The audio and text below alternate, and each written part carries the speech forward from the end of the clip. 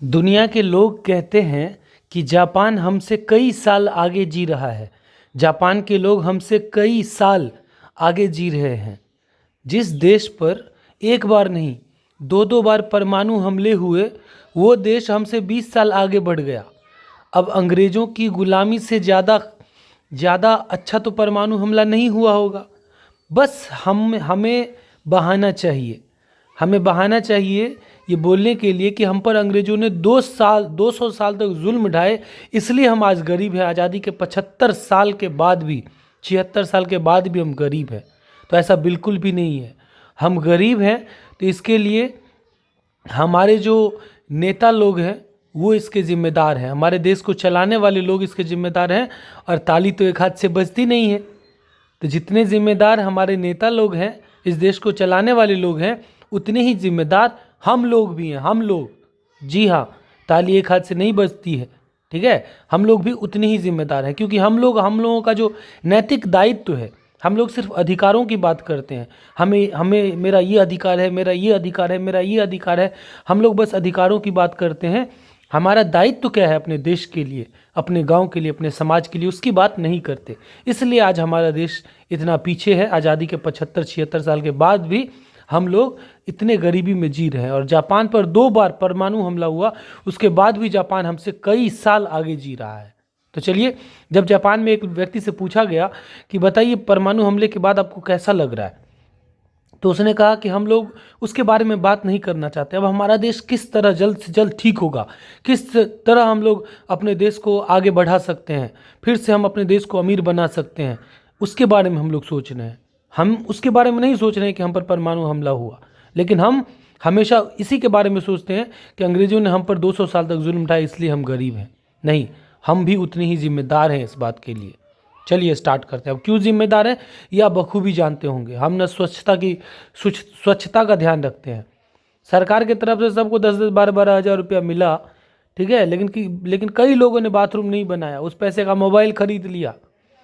School में जो पोशाक ड्रेस का पैसा मिलता है, उसका यूज़ दूसरे चीज़ों में कर लिया जाता है। जो स्कॉलरशिप का पैसा मिलता है, उसका यूज़ दूसरे चीज़ों में कर लिया जाता है, पढ़ाई में यूज़ नहीं किया जाता है। कई सारी चीज़ें हैं, मैं क्या बताऊं, बहुत सारी चीज़ें हैं जिसको लेकर के हमें और आपको सोचने और विचारने की ज़रूरत है। चलिए फिलहाल ये बिहार बोर्ड क्लास 7th की इंग्लिश है, और ये है Japan, the land of rising sun, उगते सूरज का देश। राइजिंग सन, उगते हुए सूरज की ज़मीन, जहाँ पर सूरज पहली बार निकलता है। जापान के बारे में हम लोग बात करेंगे, इस चैप्टर में पढ़ेंगे, ठीक है। जापान, इंग्लिश में इसको जापान बोला जाता है और हिंदी में जापान। जापान पॉपुलरली मतलब लोकप्रियता के आधार पर, कॉल्ड बोला जाता है जापान को the land of rising sun, उगते सूरज का देश। इज नोन जाना जाता है, जापान जाना जाता है, किसके लिए जाना जाता है? फॉर इट्स ब्यूटीफुल लैंडस्केप, इसके जो सुंदर जो लैंडस्केप है, लैंडस्केप का मतलब होता है स्थलाकृतियाँ, मतलब वहाँ की जो पहाड़ हैं, वहाँ की जो नदियाँ हैं, उन सब के लिए परिदृश्य जो है, वहाँ का नज़ारा जो है, इसके लिए लैंडस्केप के लिए, सुंदर लैंडस्केप, सुंदर परिदृश्य, सुंदर नज़ारा, सुंदर स्थलाकृतियों के लिए ये जापान जाना जाता है। और हमारे देश से तो अच्छा नहीं होगा। हमारे देश में तो जम्मू कश्मीर, शिमला, बहुत सारी जगह हैं, जहाँ जाइएगा वहाँ पर अलग अलग प्रकार की चीज़ें मिलेंगी। फिर भी खैर, the snow clad high mountains add to its beauty. Snow clad, बर्फ से ढका हुआ जो हाई माउंटेन्स हैं, जो ऊंचे ऊंचे पहाड़ हैं, जो पर्वत हैं, एड जोड़ती है, टू इट्स ब्यूटी, इसकी सुंदरता में और जुड़ जाती है। जैसे हमारे देश में हिमालय पहाड़ है। So do the beautiful lakes and streams that shine like bright silver. और उसी प्रकार इनकी सुंदरता में और कौन जोड़ता है? जो ब्यूटीफुल लेक्स हैं, जो सुंदर झरने हैं, एंड स्ट्रीम्स, और जो धाराएं बहती है।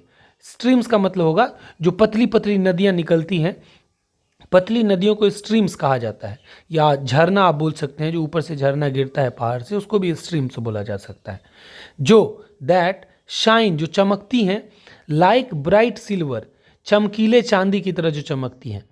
द लवली गार्डन्स, एकदम प्यारे प्यारे बगीचे, विद दियर ब्यूटीफुल फ्लावर्स, और उनके सुंदर सुंदर फूल, एंड लवली फ्रूट्स, और प्यारे फल, इंचेंट द विजिटर्स, विजिटर को, जो विजिटर मतलब होता है जो जो घूमने के लिए आते हैं, आगंतुक, ठीक है, जो घूमने के लिए आते हैं लोग, विजिटर, उनको इंचेंट करती है, मतलब उनको लुभाती हैं ये सारी चीज़ें।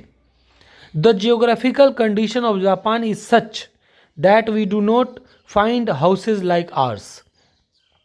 जो ज्योग्राफिकल कंडीशन है जो जापान का, जो भौगोलिक परिस्थितियां हैं जापान की, इज सच, वो ऐसी हैं कि that we do not find houses like ours, हमारे तरह के, हम लोगों के तरह का जो घर है वो वहाँ पर नहीं पाया जाता है। जैसे हमारे तरफ ईंट और सीमेंट का, बालू का जो घर बनता है, पक्का मकान, तो वहाँ पर पक्के मकान नहीं पाए जाते हैं क्योंकि वहाँ पर भूकंप बहुत ज़्यादा आता है।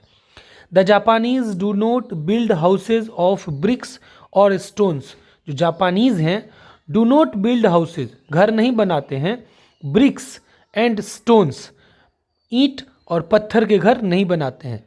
दे बिल्ड, वे लोग बनाते हैं, वुडन हाउसेज, लकड़ी के घर, with walls made of strong thick paper, मोटे पेपर, मजबूत, स्ट्रॉन्ग थिक पेपर, मजबूत मोटे पेपर के बने हुए दीवार वाले घर वो लोग बनाते हैं। लकड़ी का घर होता है और उनकी दीवारें जो होती है वो बहुत मोटे पेपर की होती है।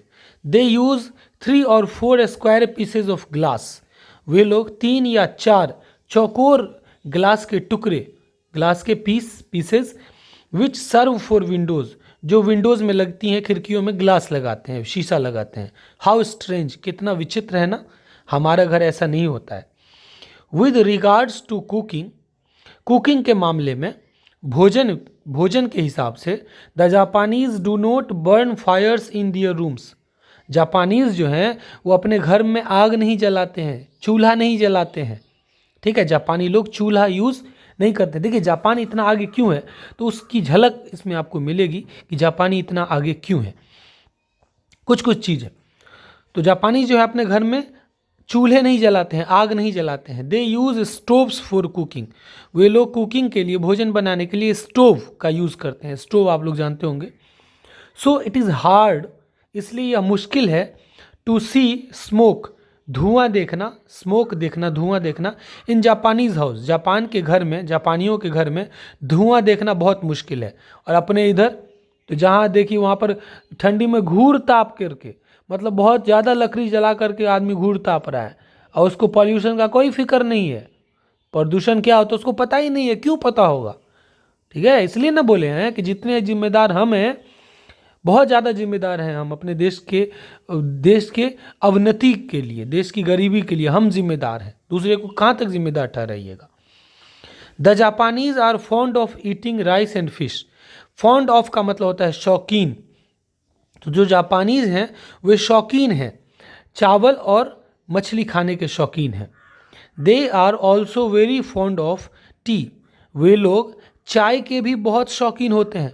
बट लेकिन their tea has neither milk nor sugar in it, उनके चाय में, दियर टी, उनके चाय में ना तो मिल्क होता है और ना ही, नाइदर का मतलब होता है ना तो, और नॉर का मतलब होता है ना ही, उनकी चाय में ना तो मिल्क होता है ना ही शुगर, चीनी होती है, ना तो दूध ना चीनी का चाय, लाल चाय जिसको बोलते हैं हम लोग, लेमन टी जिसको बोलते हैं, और दरअसल वही चाय अच्छी होती है, हमारे शरीर के सेहत के लिए अच्छा होता है।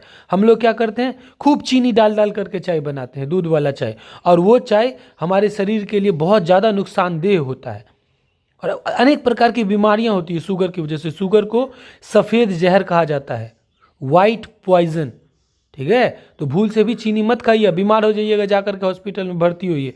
ये भी तो हमारे देश की अवनति को दिखाता है। हमारे देश के संसाधन हमारे इलाज में लगे हैं, वैसी बीमारियां जो हम खुद पैदा करते हैं, नशा करके, चीनी खा करके, अलग अलग तेल वाले खाने खा करके शरीर खराब कर लेते हैं। फिर जो संसाधन हैं, हमारे संसाधन, वो हमें ठीक करने में लगते हैं। ये सारी चीज़ें हमें बंद करनी होगी। The Japanese are very fond of riding in a carriage, जो जापानीज हैं आर वेरी फॉन्ड ऑफ, वो बहुत शौकीन होते हैं राइडिंग मतलब सवारी करना, किस में, एक गाड़ी में, कैरेज का मतलब गाड़ी, which is light and small, जो हल्का होता है और छोटा होता है, and draw bye a man, जो आदमी के द्वारा खींचा जाता है, जैसे हम लोग रिक्शा बोल सकते हैं, rickshaw. It is called a rickshaw, इसको रिक्शा कहा जाता है। वे लोग रिक्शा पर घूमना ज़्यादा पसंद करते हैं, ठीक है, लेकिन हम लोग मोटर गाड़ी पर घूमना पसंद करते हैं, और वो भी बाइक। देखिएगा चौरा सबको, बिना मतलब का बाइक को 200 की स्पीड में चला रहा है, बिना मतलब का, और स्पीड 200 के स्पीड में वो कहाँ जाता है, चाय पीने के लिए जाता है 200 के स्पीड में। बताइए उससे नुकसान क्या सब है। पहली बात तो गाड़ी खराब हो रही है, उसकी गाड़ी धीरे धीरे, गाड़ी का भी लाइफ होता है ना भाई, तो उसकी गाड़ी खराब हो रही है, उसको सर्विसिंग करवाना पड़ेगा। दूसरी बात, उसको डीजल पेट्रोल का खर्चा ज़्यादा होगा, डीजल पेट्रोल देश का संसाधन है वो बर्बाद हो रहा है। उसके बाद अगर वो गाड़ी से गिर जाता है फिर उसका हाथ पांव टूट जाएगा, उसमें खर्चा होगा उसको इलाज करने में। और दूसरी बात, और अगर वो किसी और को ठोक देता है तो सोचिए किसी का फैमिली बर्बाद हो जाता है। ये सारी चीज़ें हमें बंद करनी होगी, ठीक है। अगर हाँ जल्दी है, बहुत तेज़ है, तो जाइए हाईवे पर चलाइए, क्या दिक्कत है। गांव में 200 के स्पीड में चलाएगा स्टाइल मारने के लिए कि हमसे बड़ा कोई सलमान खान है ही, पैदा ही नहीं हुआ, ऋतिक रोशन पैदा ही नहीं हुआ।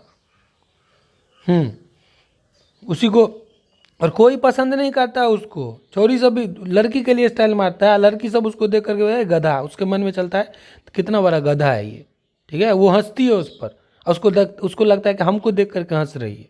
खैर सिमिलरली उसी प्रकार they are very fond of, वे बहुत शौकीन होते हैं, carrying in their hands fans. Carrying मतलब कैरी करना, मतलब साथ में लेना, ढोना, क्या साथ में रखना वो पसंद करते हैं, इन दियर हैंड्स फैंस, अपने हाथ वाले पंखे। देखिएगा जापानियों के हाथ में पंखा रहता है ऐसे ऐसे होंकने के लिए, ठीक है, अपना हैंड फैन साथ में रखते हैं वे लोग। मेड ऑफ स्ट्रॉ, जो स्ट्रॉ मतलब होता है घास या फूस, तो वो घास या फूस की बनी होती है। The Japanese are very particular, Japanese जो होते हैं वो बहुत ही पार्टिकुलर होते हैं, बहुत ही विशेष होते हैं, खास होते हैं, ठीक है, किस चीज़ को लेकर के, अबाउट क्लीनलीनेस, सफाई को लेकर के बहुत ही ज़्यादा खास होते हैं, ठीक है। No one goes into a house, कोई भी किसी घर में नहीं जाता है, नो वन गोज, कोई नहीं जाता है, इन टू अ हाउस, एक घर में, विद द शूज ऑन, शू को पहन करके कोई भी किसी घर में नहीं जाता है। और हमारे इधर, हमारे देश में अगर किसी को बोल दीजिएगा कि थोड़ा जूता उतार लीजिएगा अंदर आने से पहले, तो उसको लगता है कि मेरी बेइज्जती हो गई, तो हम लोग बोलते हैं नहीं नहीं जूता पहन के यार मत खोलिए। अरे भाई क्यों नहीं खोलिए, घर है ना, बाहर का डस्ट आप अंदर में लेकर के क्यों आइएगा। अच्छी आदतें सीखिए, उसको आप बेइज्जती मत समझिए, उसको आप सफाई समझिए। दिस वे, और इस प्रकार, दे प्रिवेंट, वे लोग प्रिवेंट करते हैं, रोकते हैं, बचाते हैं, डस्ट गर्दा धूल को, ऑफ द स्ट्रीट्स, जो गलियों सड़कों, जो स्ट्रीट्स मतलब गलियां, जो गलियों के जो धूल होते हैं उनको रोकते हैं, from getting into the house, घर में, गेट इनटू मतलब घर में आने से धूल को रोकते हैं, जूता बाहर में ही खोल करके आइए। They are two important festivals, there are two important festivals, दो मुख्य त्योहार हैं वहाँ पर, वन फॉर द गर्ल्स, एक लड़कियों के लिए, अनदर फॉर द बॉयज़, और दूसरा लड़कों के लिए। त्योहार क्या है, द फीस्ट ऑफ डॉल्स, ठीक है, फीस्ट का मतलब होता है मेला, पर्व, त्योहार, तो डॉल्स का त्योहार, तो ये लड़कियों के लिए त्योहार है जिसमें डॉल मतलब गुड़िया होता है, which is celebrated on the 3 मार्च, 3 मार्च को मनाया जाता है। Is a holiday for girls, लड़कियों के लिए जो होलीडे होता है, छुट्टी के लिए दिन होता है, छुट्टी का दिन, ये 3 मार्च को मनाया जाता है, the feast of dolls. On this day, इस दिन, इवन द पुअरेस्ट गर्ल, जो भले ही वो सबसे गरीब लड़की क्यों ना हो, हैज़ सम डॉल, उसके पास कुछ डॉल होते हैं, कुछ गुड़िया होते हैं, टू प्ले विथ, खेलने के लिए, वो गुड़ियों के साथ खेलते हैं, डॉल के साथ खेलते हैं। They rejoice a lot on this occasion, और इस ओकेजन पर, इस अवसर पर वे खूब ज़्यादा, ए लॉट खूब ज़्यादा, रिजॉइस मतलब आनंद मनाते हैं, खूब ज़्यादा खुशी मनाते हैं।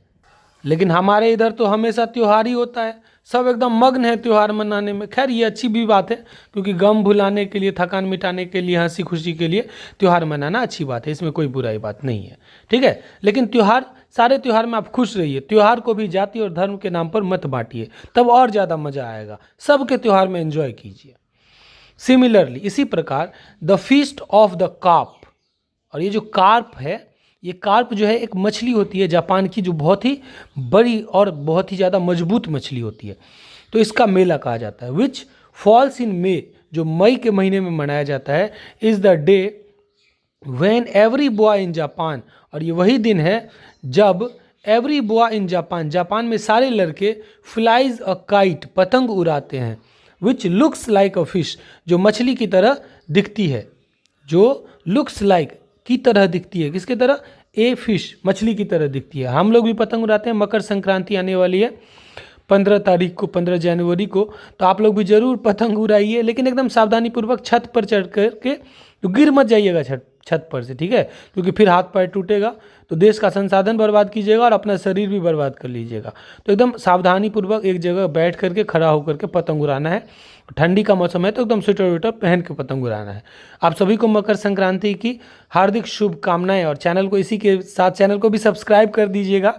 मुझे शुभकामना देना है तो कमेंट करके दे सकते हैं, और बेल आइकॉन दबा दीजिएगा, ठीक है। फेसबुक पर भी मुझे फॉलो कर सकते हैं, निशांत सर, और इंस्टाग्राम पर भी निशांत सर ऑफिशियल मेरा पेज है, तो वहाँ पर भी आप मुझे फॉलो कर सकते हैं। The carp is a very strong and brave fish, जो कार्प होती है वो बहुत ही मजबूत और बहादुर मछली होती है। एवरी बॉय इन जापान, प्रत्येक लड़का जापान में, होप्स, आशा करता है, उम्मीद करता है, टू ग्रो अप, बड़ा होना, as brave as and strong as the carp, उसी मछली की तरह बहादुर और उसी मछली की तरह मजबूत होकर के बड़ा होने की उम्मीद करता है। New years day is also greatly celebrated in Japan, और जो न्यू ईयर का दिन होता है, नया साल, वो भी एकदम ग्रेटली सेलिब्रेटेड, बहुत ही भव्यता के साथ सेलिब्रेट किया जाता है, मनाया जाता है जापान में। ऑन दिस डे, इस दिन, दे विजिट दियर फ्रेंड्स, वे लोग अपने फ्रेंड्स के पास विजिट करते हैं, जाते हैं, एंड टेक पेरेंट्स प्रेजेंट्स, और प्रेजेंट्स ले जाते हैं, गिफ्ट्स ले जाते हैं, विद देम, उनके साथ, उनके पास। एट नाइट, रात में, they light their houses and streets with paper lanterns, कागज के लालटेन से वे लोग स्ट्रीट, मतलब गलियों को, और हाउसेस, घर को लाइट करते हैं, जलाते हैं, उजाला करते हैं। ऑफ डिफरेंट कलर्स, अलग अलग रंगों के लालटेन, एंड रिजॉइस ग्रेटली, और खूब ज़्यादा, ग्रेटली मतलब खूब ज़्यादा, रिजॉइस करते हैं, आनंद मनाते हैं। अब आते हैं बच्चों को लेकर के। Children in Japan are very clean, children और in Japan are very clean, Japan में जो बच्चे होते हैं वो बहुत ज़्यादा क्लीन रहते हैं, साफ़ सुथरा रहते हैं।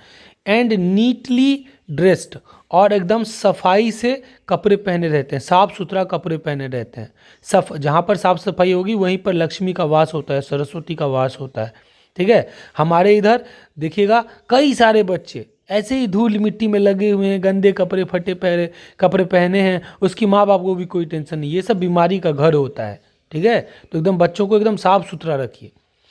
दे never spit in the room, वे लोग कभी भी रूम में थूक नहीं फेंकते, स्पिट मतलब थूक फेंकना, थूकते नहीं है वे कभी रूम में। They always knock before they enter, they always knock, वे हमेशा खटखटाते हैं, बिफोर दे एंटर, जब वो एंटर करते हैं, प्रवेश करते हैं किसी के भी घर में, चाहे वो खुद का ही रूम क्यों नहीं हो, अपने घर में भी प्रवेश करते हैं तो खटखटा करके प्रवेश करते हैं, ऐसे नहीं कि सीधा घुस गए घर में, ये बहुत बुरी बात है। किसी के भी घर में या अपने भी घर में सीधा डायरेक्ट नहीं घुसना चाहिए, एंटर करके घुसना चाहिए। दे ऑलवेज वेलकम गेस्ट्स, वे लोग हमेशा गेस्ट को, मेहमानों का वेलकम करते हैं, स्वागत करते हैं, हम लोग भी करते हैं। And are always polite to them, और हमेशा उनके साथ पोलाइटली व्यवहार करते हैं, एकदम विनम्रतापूर्वक व्यवहार करते हैं, हम लोग भी करते हैं। They are very soft spoken, वे लोग, जापानी लोग जो होते हैं वो बहुत ही ज़्यादा सॉफ्ट स्पोकन होते हैं, मतलब एकदम प्यारा बोलते हैं। हम लोग नहीं होते हैं ऐसा, हम लोग अक्सर र्यूडली बात करते हैं लोगों से, ठीक है, प्यारा। वो लोग हमेशा चोट भी लग जाएगा तभी वो लोग गाली नहीं देगा। यहाँ पर तो चोट लग जाएगा तो पत्थर को गरियाना शुरू कर देता है खड़ा होकर के। अब जिससे चोट लगा उसको तो पीटता है अलग, मारता है अलग, गाली देता है अलग। लेकिन जापान में क्या होता है वो देखिए, ये लोग बहुत ही सॉफ्ट स्पोकन होते हैं, मधुर बोलने वाले होते हैं। एज दे नेवर शाउट, क्योंकि वे लोग कभी भी चिल्लाते नहीं हैं, और स्पीक अलाउड, ना ही जोर से कभी बोलते हैं। इट इज़ वेरी रेयर, ये बहुत ही रेयर है, दुर्लभ है, मुश्किल है टू फाइंड अ जापानीज, कि एक जापानी को खोजना र्यूडली एट एनीवन, किसी पर भी र्यूडली मतलब गुस्सा होकर के बोलना या जोर से बोलते हुए किसी भी जापानी को आप पा ही नहीं सकते, देख ही नहीं सकते। कोई भी जापानी किसी पर गुस्सा नहीं हो सकता है। लेकिन हमारे इधर तो अक्सर बगल में झगड़ता रहता है, लड़ता रहता है, तोरा बेटा के खेबोगे, तोरा सें के खेबोगे। चलिए, a remarkable quality of the Japanese, एक रिमार्केबल क्वालिटी जो है मतलब एकदम खास उल्लेखनीय जो गुण है, एकदम खास जो गुण है जापानियों का, इज़ दैट, वो ये है कि दे डू नॉट क्राई, वो लोग कभी नहीं रोते हैं।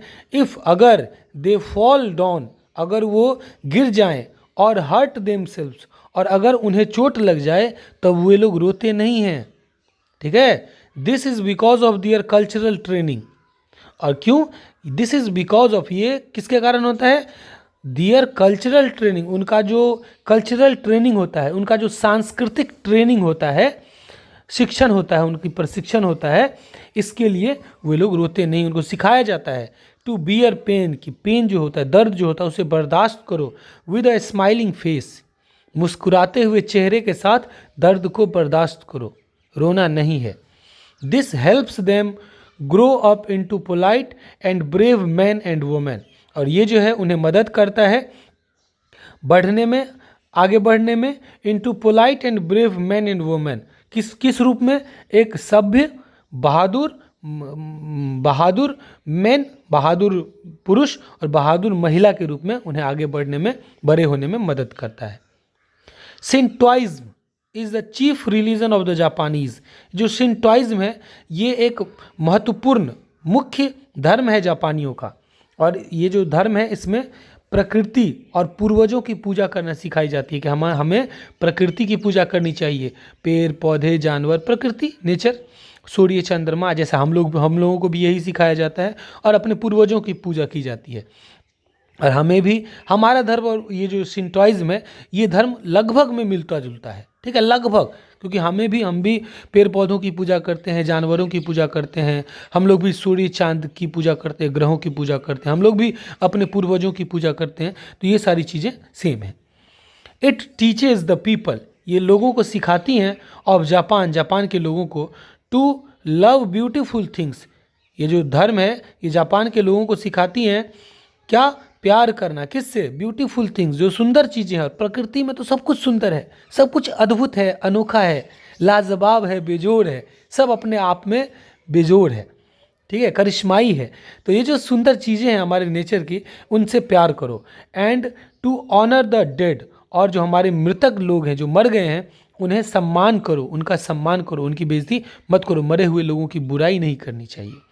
दिस इज़ द रीज़न, और यही कारण है कि they make beautiful things of would paper, कि इसलिए वे लोग, दे मेक ब्यूटीफुल थिंग्स, वे लोग सुंदर सुंदर चीज़ें बनाते हैं लकड़ियों का, वुड का, पेपर का, कागज का, लेदर, चमड़ों का, कॉटन, सूती कपड़ों का, और सिल्क का। सिल्क जो है वो कीड़े से निकलता है, सिल्क कीड़ा होता है, वो सिल्क पैदा करता है। और वैसे आर्टिफिशियल सिल्क जो होता है वो भी बनता है, कारखानों में भी सिल्क बनाया जाता है। तो सिल्क का वो लोग बहुत सुंदर सुंदर चीज़ें बनाते हैं, आप वो देखने में एकदम आश्चर्यचकित हो जाएंगे आप। देयर लवली गुड्स, उनके जो प्यारे वस्तुएं हैं, जो माल हैं, जो सामान है, गुड्स, गुड मतलब अच्छा, और गुड्स मतलब सामान, वस्तुएं, आर एक्सपोर्टेड, एक्सपोर्ट की जाती हैं, ठीक है, भेजी जाती हैं, टू अदर कंट्रीज, दूसरे देशों में। The Japanese have always been regarded as clever and hard working people, जापानी जो होते हैं वो उनको हमेशा समझा जाता है, रिगार्ड किया जाता है, माना जाता है चालाक और हार्ड वर्किंग पीपल, कठिन मेहनती लोग, दे नेवर सिट आइडल, वे लोग कभी आलसी की तरह बैठे नहीं रहते हैं, हमेशा कुछ ना कुछ करते रहते हैं। ठीक है। The most remarkable thing about them is their patriotism, और जो सबसे ज़्यादा रिमार्केबल थिंग है उन लोगों के बारे में, जो सबसे ज़्यादा उल्लेखनीय बात है, जो सबसे ज़्यादा अच्छी बात है, महत्वपूर्ण बात है उन लोगों के बारे में, वो ये है कि इज़ देयर पैट्रियोटिज्म, वो उनकी देशभक्ति है, देश के लिए उनके उनके मन में बहुत ज़्यादा प्यार है। दे लव दियर कंट्री, वे लोग अपने देश को प्यार करते हैं। And are ever ready to die for her, और अपने देश के लिए हमेशा रेडी टू डाई, मरने के लिए तैयार रहते हैं। ठीक है। हमें भी अपने देश के लिए हमेशा मरने के लिए तैयार रहना चाहिए, क्योंकि देश सुरक्षित नहीं होगा तो हम लोग कैसे सुरक्षित होंगे। और दूसरी बात कि यहाँ पर एक चीज़ और है कि जो बच्चे स्कूल में पढ़ते हैं ना, ठीक है, तो अर्निंग फ्रॉम लर्निंग, सीखते हुए कमाना, उस पर ये लोग अर्निंग फ्रॉम लर्निंग पर फोकस करते हैं कि जब वो सीख रहा है तभी वो कमा रहा है। ठीक है। स्कूल में ही इनके बच्चे कमाना शुरू कर देते हैं। अब कैसे, इस पर आप चर्चा कर सकते हैं। बहुत सारी चीज़ें, बहुत वीडियो बड़ा हो जाएगा, तो चैनल को सब्सक्राइब करके बेल आइकन दबा दीजिएगा। Thank you so much, bye bye, take care.